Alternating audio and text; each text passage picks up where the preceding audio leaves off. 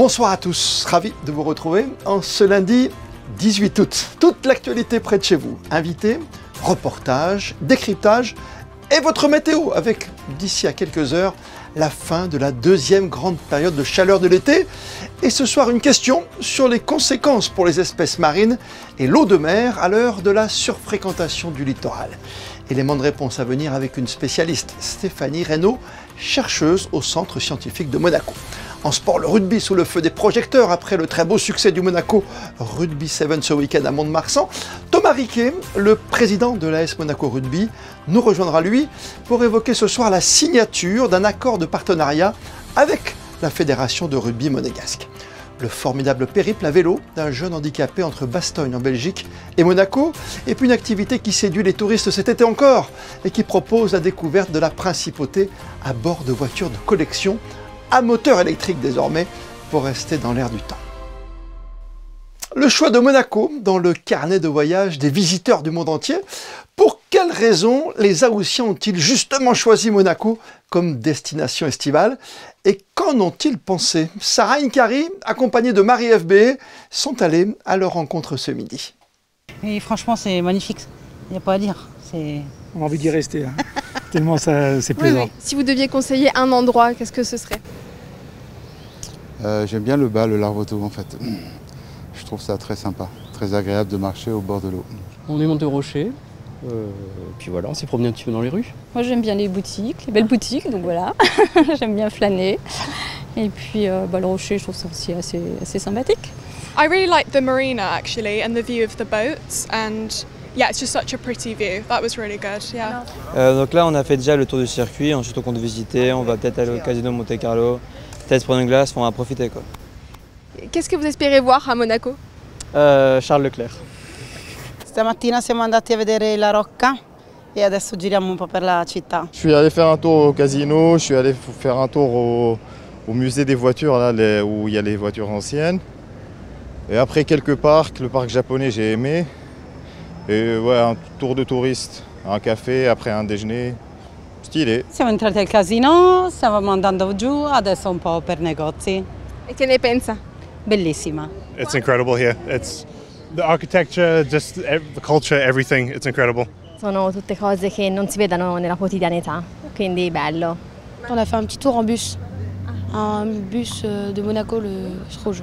Et on a vu plein de la plage, les bateaux, le port, les belles voitures et tout ça. Monaco c'est magnifique et il faut au moins y aller une fois, une journée au moins dans sa vie, je pense. Profiter de la principauté sur terre comme sur mer. Attention, en respectant l'écosystème ambiant, c'est tout l'enjeu des années à venir avec cette période en plus de surfréquentation du littoral marin et cette deuxième grande période de canicule cet été. On va s'intéresser à l'état de la mer et de ses fonds avec Stéphanie Reynaud qui est chercheuse au Centre scientifique de Monaco. Bonsoir à vous madame. Bonsoir Christophe. On est ravis de vous accueillir aujourd'hui. Ces périodes de chaleur, évidemment, on se pose beaucoup de questions, surtout sur notre mer Méditerranée, sur notre faune, bien sûr, sur l'espèce marine. Avec ces chaleurs caniculaires ces derniers temps, quelles sont les espèces qui sont le plus en danger finalement? Alors les espèces méditerranéennes qui sont plus en danger, ce sont les espèces qui sont fixées parce qu'effectivement elles ne peuvent pas bouger, elles ne peuvent pas échapper aux vagues de chaleur. Donc par exemple les gorgones, les coraux, les bivalves. Il faut qu'ils descendent automatiquement plus profond, c'est aussi simple, aussi naïf que cela? Ça peut être ça. Par exemple, on a une expérience sur le corail rouge au large de Monaco. On a mis des grottes artificielles à 40 mètres de profondeur. Et là, l'eau a une température maximale de 15-16 degrés tout l'été. Donc les coraux se portent bien. On parle de la chaleur, mais il faut parler aussi de la superfréquentation, la surfréquentation même estivale. Hein. C'est vrai qu'il y a beaucoup de touristes en ce moment, ce qui n'améliore pas. Ça fait des pressions supplémentaires. Par exemple, beaucoup plus de bruit, beaucoup plus de bateaux qui jettent l'ancre dans les herbiers de Posidonie, ce qui devrait être interdit normalement. Mais l'utilisation des crèmes solaires. La crème solaire peut être un danger pour la faune marine, vous dites? Oui, il y a des crèmes solaires qui sont faites exprès pour aller se baigner, qui sont beaucoup moins dangereuses, parce qu'il y a certains produits dangereux pour les coraux, pour les organismes marins qui ont été retirés. Mais ce n'est pas le cas de toutes les crèmes. Heureusement. Dites-moi, pour sauvegarder notre... Qu'est-ce qu'on peut faire de plus aujourd'hui? Parce qu'on ne peut pas empêcher les touristes et les bateaux de venir. Et le simple plaisancier, on voit bien le geste de lancer l'ancre et de ramener malheureusement un peu de plancton, un peu d'algues. Hein. Oui, beaucoup de Posidonie par exemple. On peut installer des bouées, des corps morts, et les plaisanciers s'accrocheraient à ces corps morts. Donc ce serait des bouées avec un gros bloc de béton au fond. Donc certes il y aurait ce bloc de béton, mais on le met une fois pour toutes et après les bateaux viennent s'accrocher dessus. On peut mettre aussi en place des aires marines protégées par exemple, avec des régulations de nombre de bateaux, de plongeurs. Ce serait une belle solution. Dites-moi, est-ce que, encore une fois, c'est une question simple que je vous pose, est-ce que plus le bateau est gros, vous voyez où je veux en venir, c'est un navire de croisière qui accoste à Monaco, qui arrive dans le port, et c'est là où il y a le plus de danger, ou un simple jet ski ou un petit Zodiac peut faire autant de dégâts? Alors, tant qu'ils naviguent, on va dire, ils font du bruit, la pollution sonore, on sait que ça perturbe l'environnement, donc effectivement, plus ils sont gros, plus ils vont perturber l'environnement. Par contre, après, il y a le fait de jeter l'ancre qui est très mauvais. Quelle est l'espèce aujourd'hui la plus en danger entre les températures caniculaires du moment, cette conséquence de la chaleur et la surfréquentation? Alors moi je vais parler par exemple des gorgones parce que c'est un organisme qu'on étudie ici au centre scientifique. Comme je disais, c'est des organismes qui sont fixés donc ils ne peuvent pas bouger. Et déjà en 2024 il y avait eu un gros problème de canicule marine et beaucoup de gorgones étaient mortes dans les 20-25 premiers mètres. Elles n'ont pas eu le temps de récupérer parce que c'est des organismes qui poussent très très lentement, de quelques millimètres par an. Et malheureusement, cette année, il y a encore donc un deuxième, voire un troisième épisode de canicule. Donc ces gorgones qui étaient déjà nécrosées, qui étaient déjà touchées, qui étaient déjà en stress, vont probablement mourir en grande quantité encore une fois. On n'a pas parlé encore de l'homme pour conclure, mais nous, l'humain, qu'est-ce qu'on craint avec ces températures où on met un pied dans l'eau maintenant à 30 degrés, ça risque de se réchauffer avec le temps? Est-ce qu'on va être, je sais pas, contraint à soigner, à se vacciner, à faire quelque chose? Parce que vous me l'avez dit, les pommades, c'est pas ce qu'il y a de mieux pour la mer. Hein. Non, c'est ça. En fait, la température de la mer, même si elle est à 30 degrés, elle n'est pas nocive en tant que telle pour l'homme. Bien sûr, quand on prend des bains, c'est beaucoup plus chaud que ça. Mais par contre, ça peut favoriser des espèces invasives qui sont passées par le canal de Suez, qu'on appelle des espèces esseptiennes, et qui peuvent s'adapter aux températures méditerranéennes et qui peuvent être nocives pour l'homme. Par exemple, il y a de plus en plus de poissons qu'on appelle le poisson lion. Donc c'est un poisson qui pourrait être comestible, qui est largement comestible, mais il faudrait que les gens prennent l'habitude de le manger. Par contre, il a des épines, donc il faut faire attention en le préparant, donc il peut être dangereux. Et dans les années à venir, y avoir d'autres espèces qui peuvent apparaître. Et aussi, par exemple, des blooms d'algues, comme on voit régulièrement, qui provoquent la fermeture des plages, des algues qui s'appellent Ostreopsis, qui sont en fait un petit peu dangereuses au niveau de la respiration, qui pour les personnes âgées, pour les enfants, ça rend la respiration un petit peu difficile. Donc régulièrement, il y a des plages qui sont fermées quand il y a des blooms de ces algues. Ouais, ces fameux bouillons de culture qui nous inquiètent tous. Ouais. Je vais être complet parce qu'il y a un phénomène qui nous a intrigués lors du premier épisode de Canicule, qui peut peut-être arriver cette semaine à nouveau. Je vais le dire en anglais, mais c'est upwelling ou downwelling, c'est cette eau qui va passer de 30 degrés à 15 degrés d'un coup presque. Oui, c'est ça en fait. Dès qu'il y a un petit peu de vent, il va y avoir un mélange des eaux. Les eaux de surface donc qui sont très chaudes, les eaux de profondeur comme je vous disais tout à l'heure qui sont beaucoup plus fraîches jusqu'à 15 degrés. Et dès qu'il y a un mélange des eaux, ça va refroidir d'un coup la température de surface. Donc ça peut être bénéfique pour les organismes, mais si c'est trop rapide, ça peut être aussi un problème. D'accord. Et ça peut arriver rapidement, encore une fois, là, sur la fin août? Ah oui, en quelques heures. Et moi, je me rappelle d'une année à Marseille, par exemple, quand il y a beaucoup de Mistral. On se baigne un jour, l'eau est à 25-26, on replonge le lendemain, elle est à 14-15 degrés. Merci d'avoir été notre invité ce soir, en tout cas, Stéphanie Reynaud. C'était passionnant de tout connaître de la faune, de la flore, et puis même pour l'être humain, de tous les dangers de ce réchauffement de la planète, dont on parle souvent, bien sûr, sur Monaco Info, et les conséquences actuelles de la chaleur sur l'espace marin, ici, chez nous, devant la Principauté. Merci encore, bonne soirée. Merci beaucoup. C'est une belle leçon de courage et de persévérance. Adam, un jeune handicapé de 18 ans et son coach, Pascal Liégeois, se sont lancés dans un incroyable défi. Relier Bastogne, ville référence en Belgique, à Monaco, à vélo. 10 étapes, des centaines de kilomètres parcourus et au bout de la route, une aventure humaine hors du commun. On les retrouve aux côtés de Gaëtan Lebrun. La difficulté, c'était surtout la chaleur et l'école et les arrivées tardives aussi. On arrivait 2-3 fois après minuit, donc ça c'était compliqué. Mais à part ça, franchement c'était incroyable. J'ai adoré partager ça avec Pascal. À part ça, réellement il n'y a rien d'autre qui me vient à l'esprit. Et voilà. Oui, effectivement, on a eu une étape où on était censé faire 150 km de Besançon à Bourg-en-Bresse. On a un peu cafouillé et au final ça a été 175, qu'on dit chez vous. Et on est rentré là à 2 h au matin, mais éreinté, quelque chose de pas croyable. Voilà. Puis alors une anecdote qui a été pas mal aussi, c'est qu'on a eu à Briançon, on a eu un bug de réservation d'hôtel. Et on s'est retrouvé à 22 h à la rue sans logement, et froid puisqu'on est en sueur et tout ça. Et on a été aidé par Dieu parce qu'on a logé à la maison paroissiale. Voilà. Monaco parce que j'adore honnêtement le sport automobile, j'adore la ville, je la trouve magnifique. Et je voulais me prouver à moi-même que je pouvais faire quelque chose d'aussi grand et d'aussi dur. Et franchement, je suis assez fier parce que j'y suis parvenu. Et voilà. Mais sans Pascal, honnêtement, je n'aurais pas réussi. J'aurais pas réussi tout court en fait. Maintenant c'est déjà une petite histoire qui nous a piqué le cœur tous les deux, on dirait 2-3 ans. On a fait un crowdfunding, un financement par le peuple pour acheter le handbike qu'il a en fait, c'est le peuple qui l'a offert.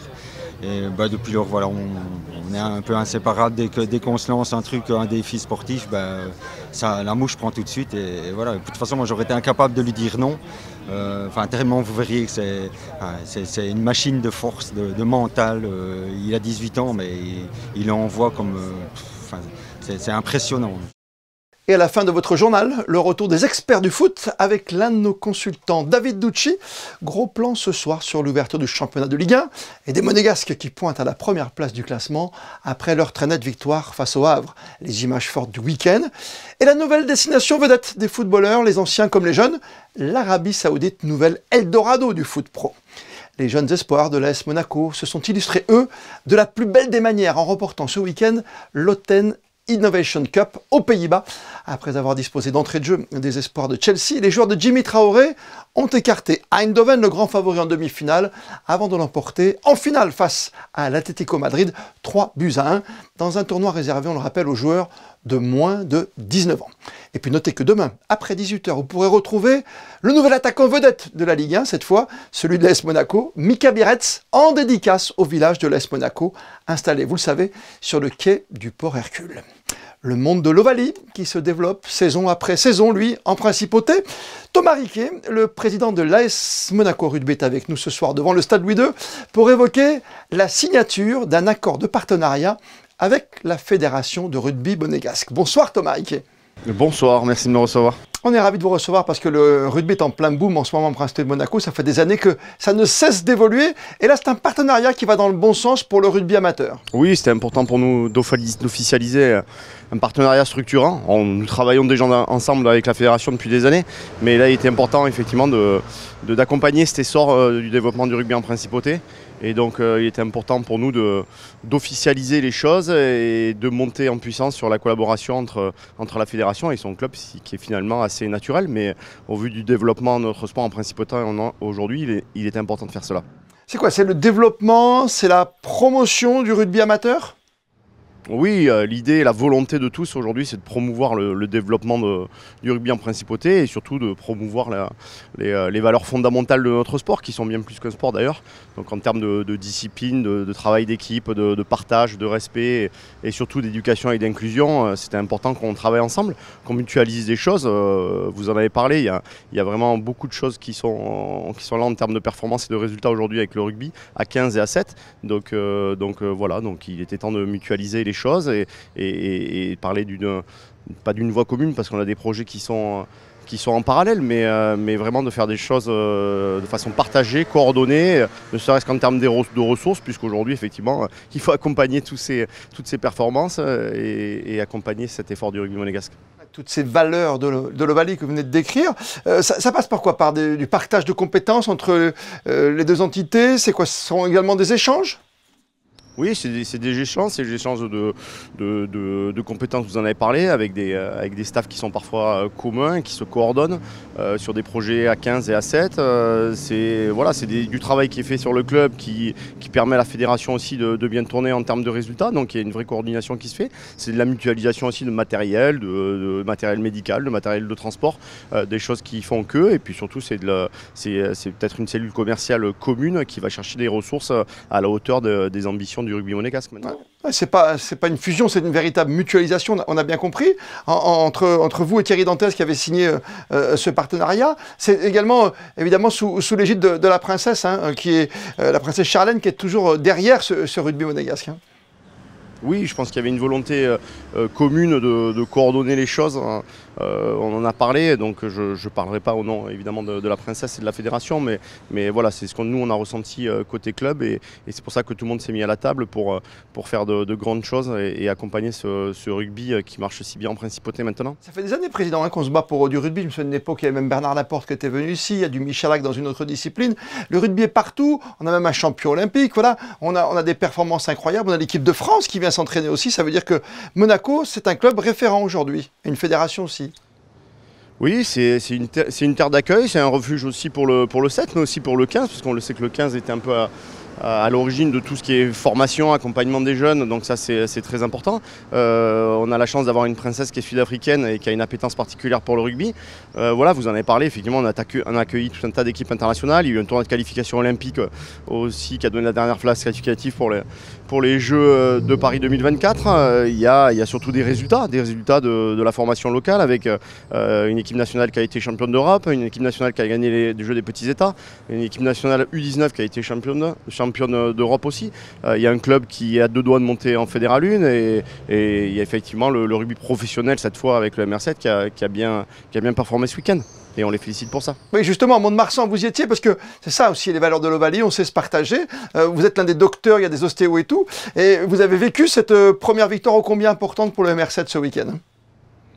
Oui, bah, je pense que c'est bien de voir Monaco Rugby aussi évoluer sur le plan national professionnel cette fois-ci. On ne parle plus du rugby amateur et se battre contre des écuries comme le Stade Toulousain, l'Union Bordeaux-Bègles qu'on a battu ce week-end. Voilà, je pense que ça donne une bonne image du rugby monégasque et ça donnera forcément envie à des enfants de jouer au rugby et de porter les valeurs dont on a parlé en début d'interview.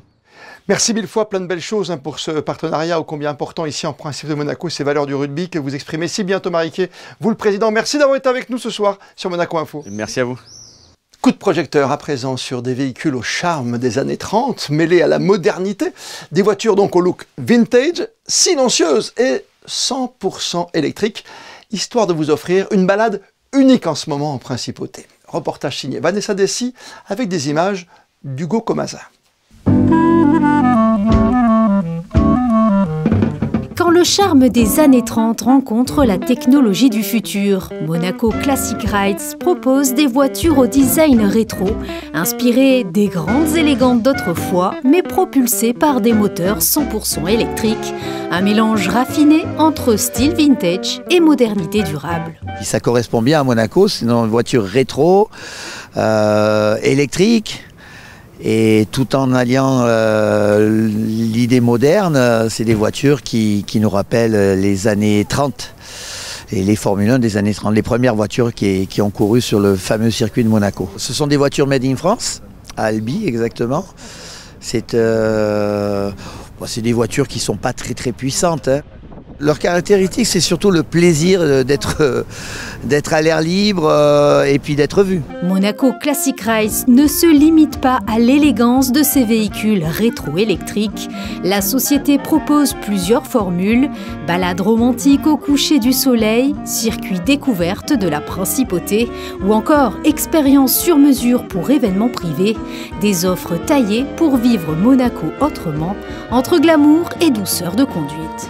Je propose, la formule la plus demandée, c'est le circuit de Formule 1. Les gens peuvent conduire et nous, on est devant avec un véhicule pour les guider. Les gens préfèrent comme ça d'ailleurs, ça évite aussi qu'ils aillent n'importe où, qu'ils se retrouvent dans des bouchons. Nous, on connaît un petit peu, le circuit c'est toujours le même, mais après on fait tout Monaco. Donc on leur présente un peu l'Arvoto, Fontvieille. Et puis on a 2 tours un peu plus longs qui les amènent jusqu'au Vista, l'ancien Vista Palace, le Maybourne Hotel, la Turbie. On fait la Grande Corniche et on redescend par le bord de mer, Beaulieu, Villefranche. Et ça aussi c'est sympa. Un retour vers le passé avec un regard tourné vers l'avenir. Ces élégantes au style d'antan et au cœur électrique offrent une expérience inédite, conjuguer le charme rétro et la mobilité durable. Et Et si une simple photo de votre assiette pouvait vous permettre de faire des rencontres? C'est l'idée originale d'une toute nouvelle application baptisée Pintreats. Contrairement aux applications de rencontres traditionnelles, Pintreats mise sur la gastronomie pour créer du lien. Un plat au restaurant ou encore un verre, autant de moyens simples et conviviaux pour briser la glace. Barbara Lesner nous présente ce projet aux côtés de Gaëtan Lebrun. Pintreats app is a social media app which connect people in a different, more sophisticated way than dating apps. Pintreats app, it's a social app where you are making a picture, and with the simple one picture or a video in the restaurant, you connect with the person. You are seeing people around, and you can just someone with the gift, a promo code or a drink, and you are making a first icebreaker to connect with the people. That was my idea, to make a different way people connect and to make it easier, more magic, because I think it's what people are now looking for. For the future, I would like to expand the app in the different countries. Next will be Paris, because I want to be focused on the foodie places where the food is the main object and the food always brings people together. Avant de découvrir votre météo pour les heures à venir en compagnie de Sarah Nkari, comme le veut la tradition, on termine votre journal par les instantanés du jour consacrés à la Monaco Classic Ride, cette fameuse balade au cœur de Monaco en voiture d'époque, d'exception et de charme qui fonctionne aujourd'hui à l'électrique. Les photos sont signées Stéphane Dana.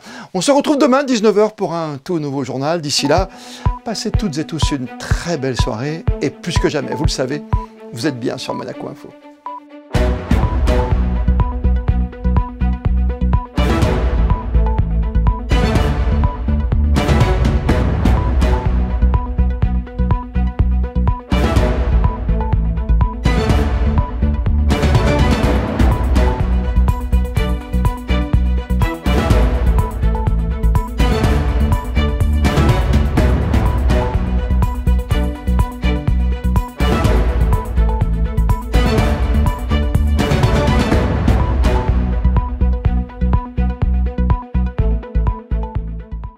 Retrouvez la météo avec Suisse Courtage, votre partenaire de confiance en assurance à Monaco. Protection sur mesure pour particuliers et professionnels. Bonsoir à tous, bonne nouvelle. Aujourd'hui, la vigilance orange canicule est passée au jaune dans les Alpes-Maritimes et par extension Monaco. La baisse des températures se poursuivra demain, ce qui permettra de mettre fin à l'épisode. Le thermomètre affichera entre 24 et 28 degrés, mais notez que ce mardi, le ciel bleu ne résistera pas. Attendez-vous à quelques éclaircies, mais aussi à des passages nuageux, parfois denses. Le risque d'averse n'est pas à exclure dans l'après-midi de ce 19 août, jour de la Saint-Jean-Eudes et journée mondiale de l'aide humanitaire. Belle soirée avec nous sur Monaco Info. C'était la météo avec Suisse Courtage, votre partenaire de confiance en assurance à Monaco. Protection sur mesure pour particuliers et professionnels.